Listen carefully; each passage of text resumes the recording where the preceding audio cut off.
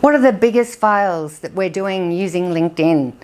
I'm Anne Miles from Suits and Sneakers, and in this episode, I'm interviewing myself. At this point, I haven't actually found anybody who does LinkedIn quite like I do, and I see heaps and heaps of content strategists still treating LinkedIn like business version of Facebook. And ultimately, it is not working. And I feel like everyone's spending a lot of money doing LinkedIn without a proper strategy behind it. We're also going to uncover the technology discussion. We're going to look at the pros and cons of outreach strategies and tactics, and what's the thing that makes LinkedIn work the best for all types of businesses and all types of needs.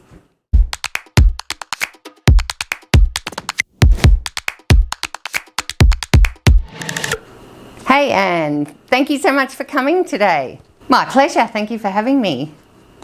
Why do you think I had to interview you about LinkedIn? I think it's because I actually think about LinkedIn differently than other people. I've noticed everywhere there's like people with some kind of vested interest in what they're selling, and a lot of them are like selling scripted formats and everyone's sort of following suit, and a lot of content marketing people don't have the experience in sales, so what they're doing is basically acting like Facebook for business, but it's not actually converting. And I know for myself, when I started my business, I ended up being like LinkedIn's top 10 influencer in my industry for a while, and I ended up not having any sales. So I was going, this is like wacky. And so I had to work out a totally new strategy, and I haven't seen anything quite like it that's so inclusive of all aspects of PR, content marketing, marketing as well, including brand positioning, sales activity, and just the general kind of technology side of it as well. And so I call it reputation marketing, and it's a unique way. I'm all about, is it selling? And to me, that had to be like number one. I started Suits and Sneakers in debt, and I had no job, and I had to figure it all out in a really fast hurry. And the approach I ended up taking when I realised being an influencer didn't actually sell, I ended up had about $3 million worth of selling opportunities in the first 6 months. So I didn't win them all, I promise, but at least what an amazing turnaround. And then I had so many people asking me like, what did you do? Like, how did, what have you been doing on LinkedIn? And I'm going, oh, actually, well, I sort of did it like this, and then it got too hard to do in the day because, I was doing so much work, and then I felt like I was like marketing all night, and I had to figure out how to automate and get really strategic about stuff. And yeah, it's all sort of evolved from there. And in the early days, like I just asked a girlfriend of mine who had a small business, she was a consultant, I said, hey, this just really worked for me, do you want to give it a crack? And so she did the same thing, and it worked for her. And then it became a predictable format that could roll out for other people. So I've got a bit of a strategic framework and a process now that is predictable and repeatable. So I think that's why. Thank you for having me. What are the biggest mistakes that you see? Mostly I see people who are writing their profile like a CV. They get like HR people, HR specialists to write the LinkedIn profile, and some people feel, I just spent $500 paying someone to write my profile, and I'm going, yeah, but it's not going to sell anything for you, so it's a complete waste of time. And unfortunately, there's also a lot of other people who, don't have that sales and marketing hat on, and they write it very differently for that. And some people just don't have confidence in writing, and they fall into old habits of talking about their credentials and how important they are, rather than what does your customer actually need from you.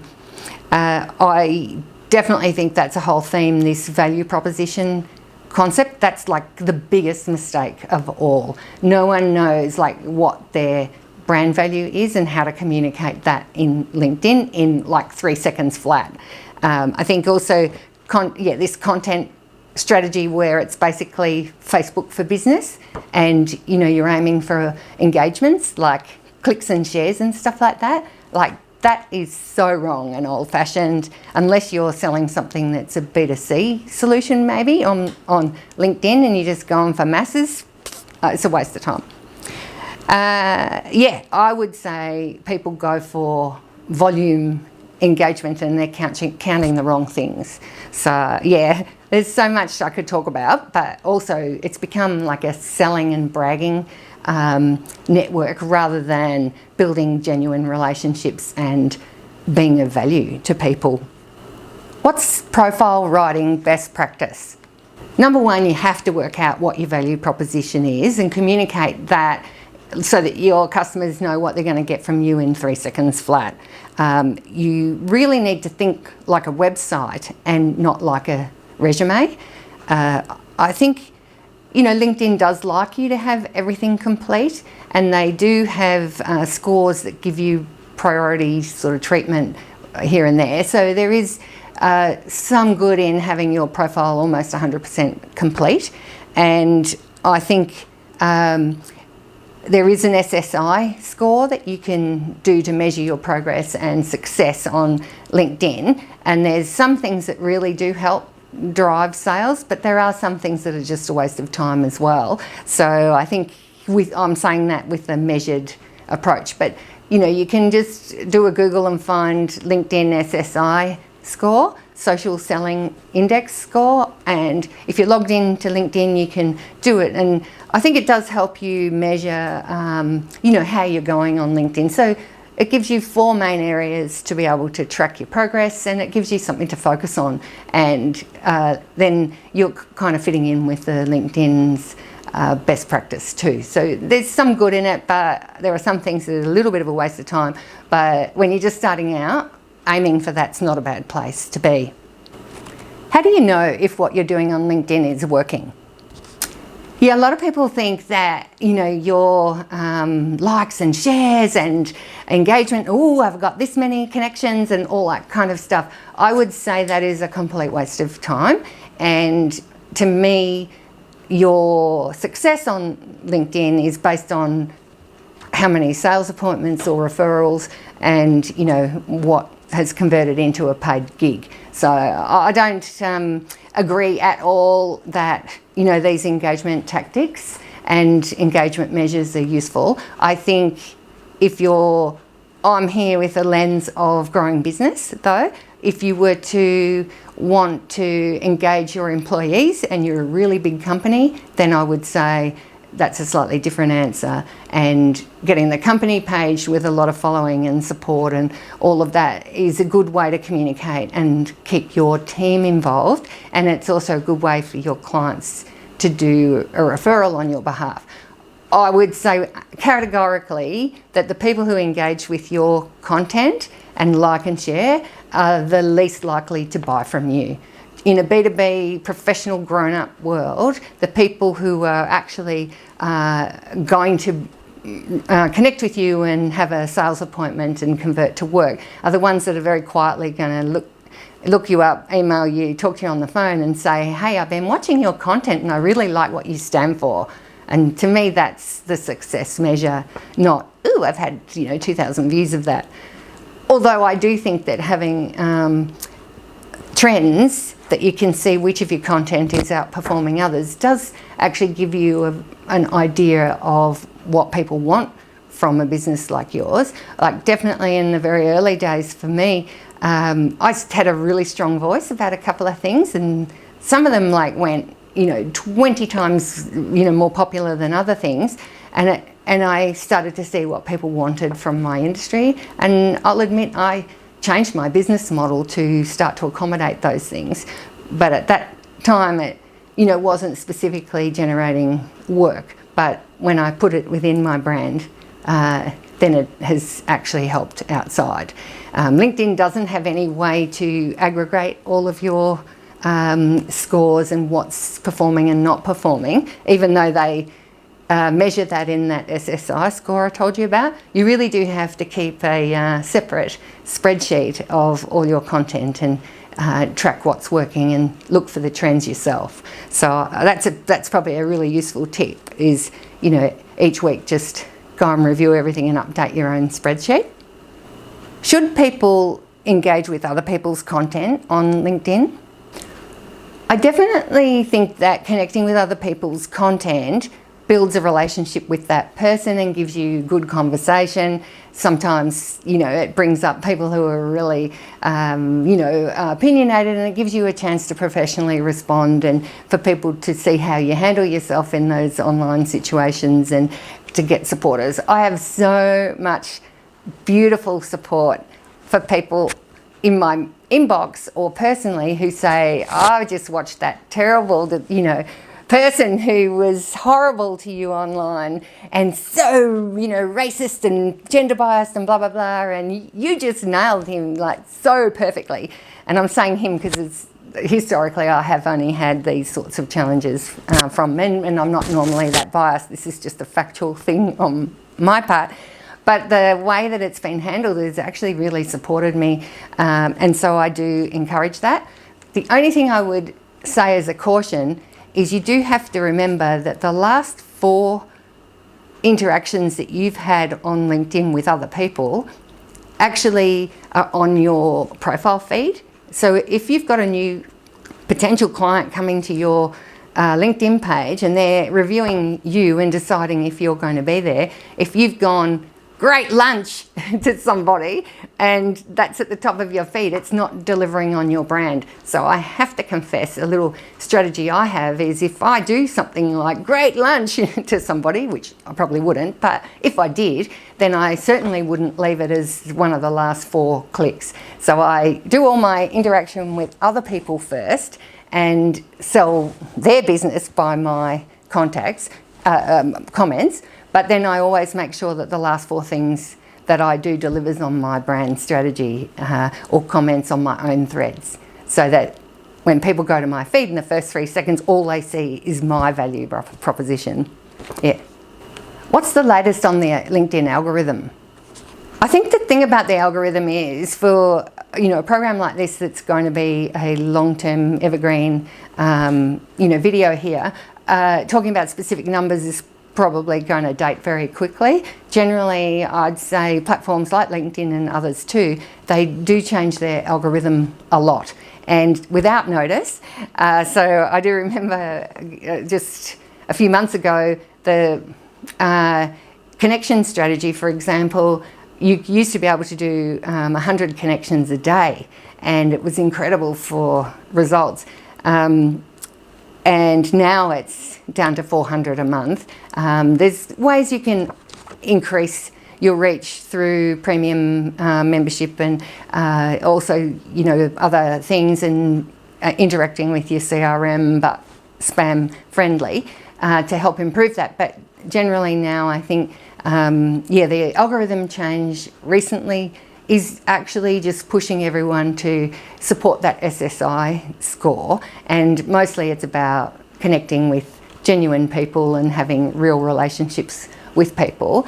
I'm all about ROI, and I would say with anyone I take on as a client or doing a strategy for, I really encourage them with the latest algorithm to do manual testing first, and then you can very easily track that what you're doing is converting into a sale, and you're not wasting all of your network and opportunities and burning it on the automations and the sort of mass automation and spamming that a lot of the service providers do. So I'd really love everyone to know that they're actually performing, and any scaling of that is done very strategically and also not burning the contacts that they have got as well.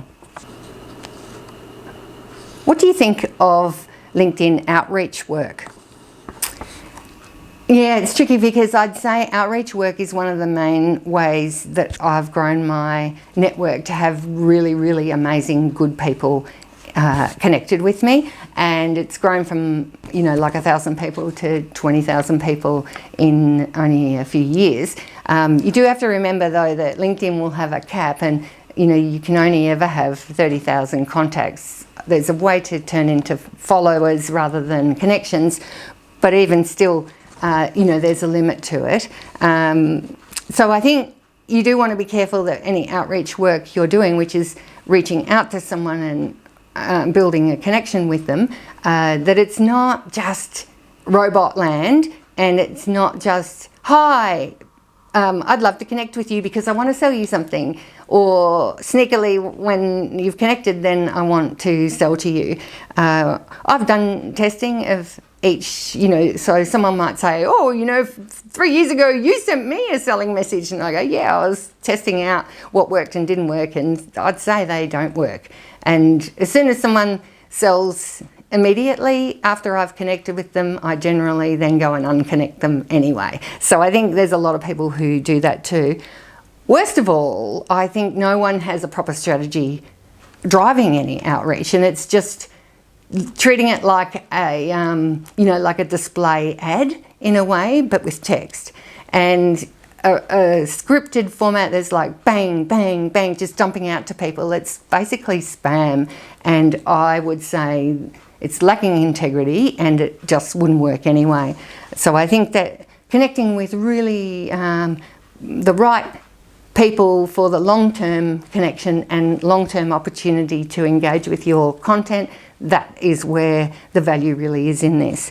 I think a lot of people also use outreach services that don't have confident use of language from that region. So I'm not meaning to sound racist here, because it could be having someone in the Philippines, say, who wants to reach their ideal customer, and they're using someone with Filipino language as a second language. It's going to be obvious. So it goes both ways. There's some advantages in different ways of targeting in different countries, and in countries where job roles are gendered, you can actually even adjust your scripting to be more sort of feminine language for the the Spanish and French, where the language is around, it's currently still gendered, and then, more masculine for the masculine. So that's actually, for me, has worked as a really great outreach strategy, but it is very carefully written to suit the audience. In honesty, sometimes just connecting with absolutely no outreach, no message, actually is better performing if your profile is strategic and doing the job as well. So it's not, the be-all, end-all, that's for sure. Should people post on the company page or an individual's page? That's a really good question, and I would also say that there isn't one answer. So the company page, if you have a company, that's a good place to put a whole lot of content, and you can do lots of jobs at the one time. So if you're running a PR strategy, employee strategy, and you want to engage employees, and all that content can go there, like, team birthdays and new employees and all that stuff. That's awesome. But your customers don't give a rat's about that. And so then what I would say is your sales teams or team members of individual departments, then they can selectively choose the content that's on the company page, and then like and share and even make a comment that's relative to them and their position on that. So that's like a good balance. I think if you're just a consultant, if you're a consultant, you don't need a company page, except if you're getting into a situation where you're starting to do paid ads, then everyone needs one. And also now there's the ability to have a product page within a company as well. So there's sort of another approach there for category managers or sales teams that only work on certain products, rather than, it all being dumped into the main company page as well. What's the best time to post content? None. I think a lot of people get really hung up about this whole gotta get in the thing, and they have these little aggregate groups of everyone liking and sharing each other's content, and spend all day supporting other people's businesses to, get the algorithm so you can appear in everybody's feed, at the right time and place. I read some data which I cannot find, but it was around about the idea that one time, once a week, for a window of 5 minutes, you are likely to be kind of interacting with LinkedIn at the same time as your customers. So to me, I went, that's like never. So I would much rather do a different strategy. I would much rather have a well-converting strategic profile and send people to your profile when it suits you and when it suits them. So that is a back-to-front strategy, and I find that that works much better. How can content be optimized? Firstly, be really generous. Like, be helpful, useful, have a point of view, be interesting for a start. And I really encourage a strong opinion. I have to confess that the more self-righteous I am on LinkedIn, like, the better it performs for me. It does rattle cages a bit sometimes. Sometimes I've made a point of view that has gone so viral it's mad. I had one article that ended up with 1,000 connection requests overnight. Like, I just did not know how to filter that anymore. And in those days, luckily, you could go accept all. These days, you actually have to qualify every single one at a time. So that is like a real pain. And I'd have to actually pay someone to do that work, because it's just, not worth my while. I also think there's a formula. So you would definitely want to give 3 out of 4 times. I always say give, sell. So only, promote yourself or ask for people to sign up to something, like 1 in 4 only. The other thing I think you can do is, like, you really have to optimize your messaging. All of your content has to deliver on your brand proposition. And I also found myself that when we did just lots of content and, lots and lots of things about, marketing in general or whatever in general, if you don't have them all wrapping up to make a point about something and only having 3 major themes that you talk about for that brand that all deliver on the value proposition, then it doesn't actually cut through. So there's good content and people might enjoy it, but they don't know how it fits into what you ultimately stand for and what the business does. So you always have to have that in your head. I also believe strongly that all of the content, and the simple formula for it, but all of the content has to be written in a way that it reaches all personality types. So you need to be talking to the impatient sort of CEO minds first. What do they want? Then the next one would be like people who want to know what's this all about, and then get into the detail. And then always, like, how can they get more information, or how would you solve objections? So I think they're really crucial at optimizing content. I would also say do less and let it sit there and see over time, like, what is turning to an actual booking for being a speaker or a training program, or even just whatever consulting services, or as a salesperson that you actually get an order of some kind. And if the content that you've got there is not helping you improve those sales, that you have to keep looking back to your value proposition and how you're driving people to an inquiry as well. What engagement measures should we be thinking about? I definitely think it is not likes and shares. Like, that's just Facebook with business content, and generally I would say most people who do LinkedIn strategy have less interest in employee engagement, unless you're a really big brand. Most of the rest, it's smaller and medium-sized businesses, they just want to sell out of it. So I think that, looking at how many views and shares and stuff like that is like rubbish.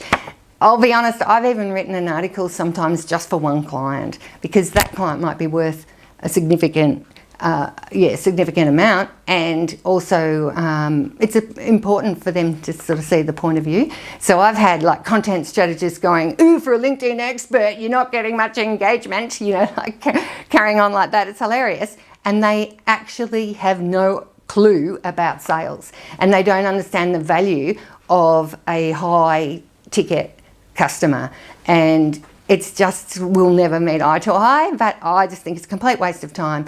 You know, you might end up being LinkedIn's top 100 or top 10 like I was, but yeah, have no sales. So cool. And that makes, you know, if their job is content person, they'll be, you know, used to being measured by those things. And I think that that's a fault of the client as well, you know, giving them that kind of pressure to be, well, you didn't get many likes on that, but, you know, they might have sold $100,000 project out of it. So you're just measuring the wrong things. What kind of content is performing the best? Firstly, content that's useful is performing the best. Secondly, in terms of performance, if we're measuring sales, then content that's converting and delivering on your brand proposition 100%. That's got to be best. In terms of like the format, you know, is it an image, is it an article, or is it a video even? Definitely right now, and I, you know, we'll put a little warning up if it's not the case for a lot longer in the future, but events and video are performing particularly well on LinkedIn right now. But generally, I think you need to have content that stands for something, and then to me, then that like goes like wildfire. And you know, I've had such a ridiculous response at times for some of the strong points of view I have made, and you know, might have had 1,000 LinkedIn requests overnight. Like I said, I also had 198 emails in my inbox, and some of those were, you know, brands who wanted to talk personally with me. And, you know, one of them was like even, you know, a big international brand overseas because of my point of view. And so I had the opportunity to be in front of them. So I think to me, that's performing best, not like the likes and shares. What do you think of VAs, virtual assistants? I think that using those kinds of services are quite, you know, useful and handy if you're busy. My issue with those services is, one, they generally have no strategy behind what they do, and they just dump content, and they just are interested more in the volume and getting stuff up there. I also think, you know, I've talked about the language issues. A lot of people go for a VA that is sometimes in another country from where they're from, and they also are trying to get the lowest cost. So Suits and Sneakers, we're just totally not interested in lowest cost and competing to the bottom. It's like, do you want it to sell? Do you want it to be good? And do you want to be, you know, delivering on a particular brand strategy? So it's totally another cup of tea. What do you think about outreach technology? Yeah, outreach technology definitely helps, you know, take the thinking out of it, and those kind of like everyday disciplines. It also helps you keep within LinkedIn's rules. So that's actually good. You do have to be really careful that it's actually returning on your investment. I feel that these days, in the work that we've been doing, if you pay some consultant person to run your outreach activity, I personally think that there's a risk that it's not going to give you a return on investment. There are some that are also outright illegal. You definitely can't use services that are scraping data. You can't just pull data out of LinkedIn and pop it in your CRM. It's like totally uncool.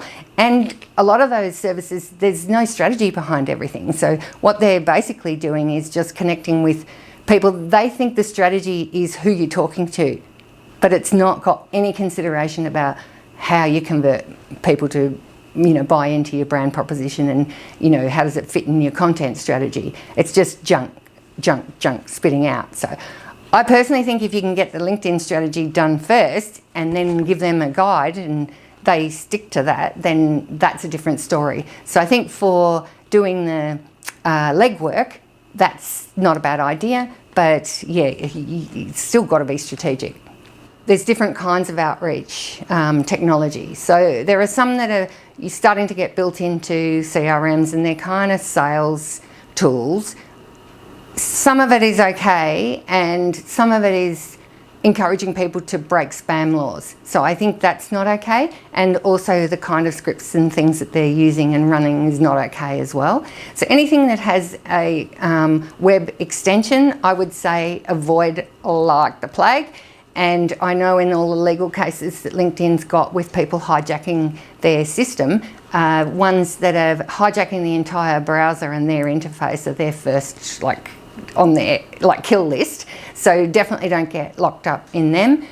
Any API based outreach technology, I would say, is a better choice. At least the API is approved by LinkedIn. At the same time, it's against LinkedIn's policy to use outreach technology in general. However, there's a whole lot of things on the legal cases, right as I am talking about this, that LinkedIn is not winning in court about certain types of automated technology. Of course, they would love that, and that doesn't mean they can't bump you off LinkedIn if you're not complying with their rules. But the legal recourse is a second layer. Generally, I think, the ROI is the number one thing you have to look at here. And don't just do a bunch of content for the sake of it. Just make sure, is it performing against your business leads, and is it converting? I think this is not a publishing channel for the masses. It's strategic conversion. Are paid ads effective? The costs for paid ads really have come down now, and I think it's actually really super smart on LinkedIn's part. Last kind of nerdy mathematical equation that I went through, it was basically on par to use an outreach service as it is to do a paid ad into the feed. And if you're still using the feed and the paid activity for useful content, like a lead gen form, or it's some kind of article that's delivering on your message, I feel like that is worthwhile. And again, like testing it manually first, and knowing that the certain number of people that you're in front of are converting to an appointment or converting to a proposal or whatever, then you know when you start to scale that mathematical formula continues. So yeah, I think just test it manually first, and don't even think about anything automated or anything paid until you know that you're getting the conversion and that you can't keep up with the demand. For people who worry about what to say on LinkedIn, do you have any advice? Yeah, a lot of people are really nervous about saying something on LinkedIn, and my advice is, what would you say to that person if they were standing in front of you? Then say that. So the only caveat is, I'll admit, I had this person who was just so horribly biased and transphobic having a conversation on LinkedIn recently, and he just was not listening to fact, and he was not even when you explained something, he just was bullheaded. And actually I reported him and bumped him off, but in retaliation there was something I said that got I could say my frustration was coming out. So I would say, with the filter on it, it's going to sit there in perpetuity, so just be careful that you're not saying stuff that you regret later. But generally, just treat like someone's in front of you. At the same time, you also have to remember always, what's your brand value proposition, what are your content themes, and how do they all support your ultimate mission? So always do that. And generally, if you're commenting or building a relationship with people this way, then support each other and comment specifically about the things that they're doing that you like, because you actually are communicating what you stand for and your values in the process too. And one last thing, I would definitely not use anything that is a script template. I feel that's so lacking credibility and ethics with people who sell you a script. I see them coming in, and even though they sell them and then they say, I'll change their whole words or anything, the formula's the same. And just because someone else is doing it, it doesn't make it right. So we're seeing a lot of people copy and paste what other people are doing because they just assume that that's working. And I would say that is the worst ever strategy. And how can people find out more about you? LinkedIn is probably the best place. So it's Anne Miles, ANNEMILES, and I am from Suits and Sneakers, this awesome company that helps connect people with the best talent in marketing, media and advertising all around the world. And it's best of the best only. And I'm also the host of this channel. So you really should follow me on YouTube. Thanks so much for coming, and really appreciate it. Thanks very much for having me. I really appreciate the opportunity. Thank you for watching. Suits and Sneakers is all about top talent in media, marketing and advertising, and watching this content is keeping you top talent. Don't forget to subscribe and push the bell so that you get notified when the latest episodes come out.